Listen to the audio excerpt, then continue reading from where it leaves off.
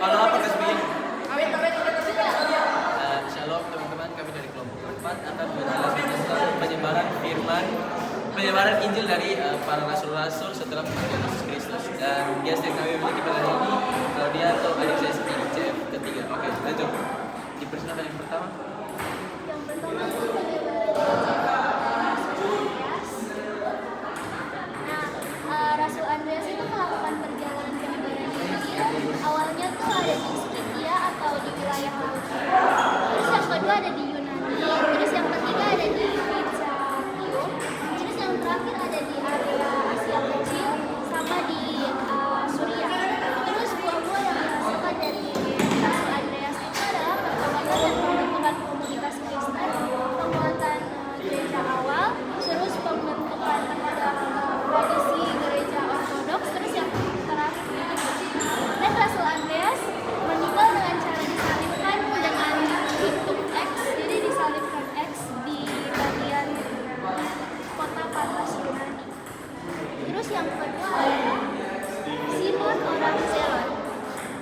Dia tuh penyebaran Injil awalnya tuh di bagian Mesir dan Afrika, terus dia pindah ke Inggris, terus yang terakhir ada di Suriah atau Persia yang sekarang itu Iran. Nah, buah yang dihasilkan dari Rasul Simon ini adalah dia tuh menjadikan orang-orang banyak menjadi beriman kepada Yesus. Terus yang kedua dia tuh membimbing pertumbuhan iman. Terus si Rasul Simon ini dia meninggal dengan cara dirajam dengan batu di kota Persia.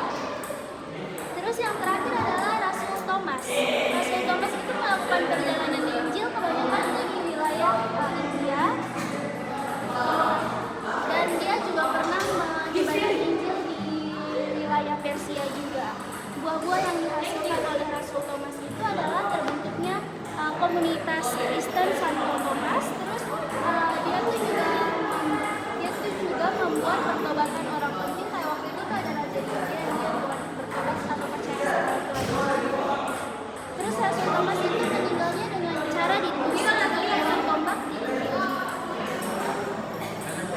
Oke, jadi yang dari bagian saya itu ada 3. Pertama Yakobus anak Alfeus, Matias dan juga Bartolomeus. Saya mulai dari pertama yaitu Yakobus anak Alfeus. Dia tuh paling dikenal untuk penyebaran Injilnya pada mula-mulanya itu untuk gereja mula-mula di Yerusalem dan juga menurut beberapa tradisi itu di Mesir. Dia tuh buah-buah yang dihasilkan tuh dari awal sudah dinyatakan dia memberitakan Injil pada jemaat mula-mula, jadi itu membantu banyak orang bertobat ketika awal-awal setelah kematian Yesus Kristus dan mereka dijam oleh Roh Kudus. Habis itu dia juga mati dengan cara dilempar dari puncak bait Allah. Puncak bait Allah ini puncak bait Allah yang sama di mana Tuhan Yesus juga dicobai oleh setan pada saat dia berkuasa. Oke, yang kedua tuh ada Rasul Matias.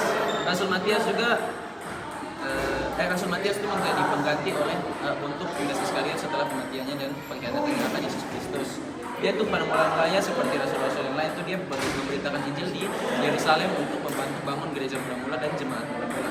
Tapi dia tuh paling terkenal untuk dia bukan paling terkenal. Dia tuh pekerjaan paling besarnya itu dapat dinotis di Turki di masa buah yang dihasilkan juga mirip seperti Yakobus, di mana awal-awal tuh dia membantu dengan jemaat mula-mula dan pembentukan gereja mula-mula, dan terlepas dari itu juga dia walaupun bukan rasul yang terlalu terkenal tetapi dia tetap memberitakan Tuhan. Dan yang terakhir adalah untuk Rasul Matias sendiri itu cara meninggalnya tuh menurut tradisi itu dia dilempari batu, lalu setelah dilempari batu itu dia dipenggal. Ini terjadi semua di Yerusalem.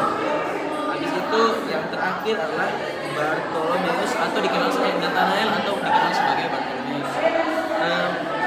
Dia tuh melakukan perjalanan Injil ke India, Armenia, Mesopotamia dan juga Persia. Tetapi seperti rasul-rasul lainnya, dia juga mulai pada awalnya tuh di Yerusalem dalam membangun gereja dan jemaat mula-mula. Untuk buah-buah yang dihasilkan sendiri itu dia membantu pertobatan bangsa lokal melalui pengajaran dan mukjizat dan juga tradisi kuat tentang penginjilan Kristen itu yang awalnya di India. Di situ cara dia meninggal itu pertama tuh dia dikuliti secara hidup-hidup dan walaupun dia masih hidup setelah itu dia juga dipenggal sehingga akhirnya kehidupannya mencapai akhir. Untuk lokasi kematiannya sendiri itu Menurut tradisi itu dia meninggal di Albanopolis atau di Armenia. Selanjutnya saya akan jelaskan tradisi Matius sebenarnya itu melakukan penyebaran Injil di beberapa tempat. Nah sini ada Persia, Yudea, terus ada Palestina dan juga Ethiopia. Nah dari penyebaran yang dilakukan itu ada beberapa yang dihasilkan. Yang pertama dia membantu pertobatan dan juga pembentukan komunitas Kristen. Habis itu dia juga melakukan penulisan Injil yaitu Injil Matius. Setelah itu dia juga memberikan pemahaman yang mendalam tentang pengajaran berkaitan dengan Yesus Kristus. Dan yang terakhir dia juga melakukan pelaksanaan amanat agung. Nah Matius ini dia tuh matinya di Ethiopia dengan cara dia dibunuh dengan pedang, caranya Matius mati. Nah kemudian ada Rasul Petrus. Rasul Petrus dia melakukan penginjilan di Roma, yaitu Italia, di beberapa tempat juga ada Yerusalem sama Antioquia. Dari penyebaran Injil yang dia lakukan itu ada beberapa yang dihasilkan. Yang pertama dia melakukan pertobatan massal, kemudian dia juga melakukan perluasan penyebaran Injil, dan adapun dia juga melakukan pembentukan kepemimpinan di gereja. Nah kemudian si Rasul Petrus ini dia tuh meninggal dengan cara disalibkan terbalik di Roma. Adapun Yohanes, nah ini si Yohanes dia mengabarkan Injil di beberapa tempat. Ada 2 tempat yaitu di Efesus dan juga di Pulau Patmos. Dari penyebaran Injil yang dilakukan itu ada beberapa poin dihasilkan. Ada beberapa yang dihasilkan yaitu yang pertama dia dia mendirikan fondasi gereja, dan kemudian dia juga ada karya tulis yaitu seperti dia penulisan perjanjian baru, kemudian dia menjadi pilar ajaran Kristen. Dan Yohanes ini dia mati dia salah satu murid Yesus yang mati karena usia tua. Dia sudah tua, sudah lanjut usia, jadi dia mati bukan karena kayak mematikan. Kemudian ada Yakobus. Di sini Yakobus dia mati karena Yakobus dia mati, dia melakukan penyebaran Injil tuh di beberapa Yakobus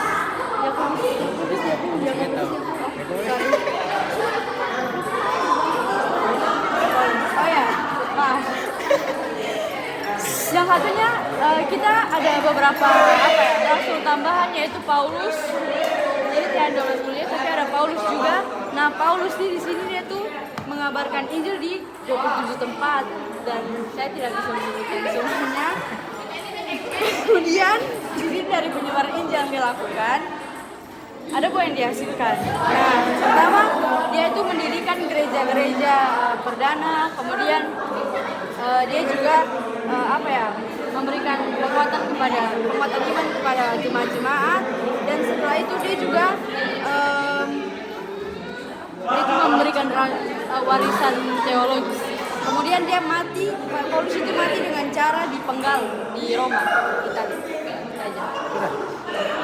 Kemudian lanjut ke Yakobus Sebenus, dimana dia mengabarkan Injil ke Mesir, dan buku yang dihasilkan dari pengabaran Injil tersebut adalah yang pertama itu dia menyebabkan pertumbuhan iman melalui khotbahnya kepada banyak orang. Kemudian dia itu menjadi teladan bagi orang di mana mereka bisa menjadi lebih semangat beribadah dan beriman. Kemudian setelah itu kemudian Yesus pertama yang menjadi martir dan memenuhi janji Yesus bahwa dia akan meminum piala penderitaan yang sama dengannya. Kemudian terakhir itu warisan abadi di Spanyol. Nah, warisan abadi di sana itu maksudnya itu pengaruh terbesar dia itu di Spanyol, di mana terdiri dari tradisi Spanyol yang di mana dia itu sangat bermakna dan dia dikenal sebagai Santo Pelindung. Kemudian makam dia itu berada di Santiago de Compostela, dan dia itu meninggal dengan cara dipenggal di Efesus. Kemudian yang terakhir itu Filipus, di mana Rasul Filipus dia mengabarkan Injil ke Samaria, kemudian jalan menuju Gaza, Yunani, Suriah dan Turki.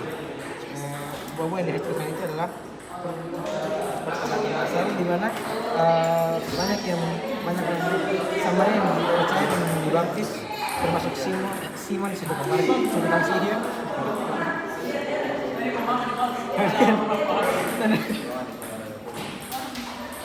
Dan mujizat itu pelayanannya itu disertai dengan mujizat penyembuhan dan pengusiran roh jahat. Kemudian penyebaran Injil ke bangsa-bangsa non Yahudi dan pembangunan gereja-gereja. Kemudian dia mati secara disalibkan di Hierapolis. Sampai di mana itu? Oke. Oke. Sekian dari kami.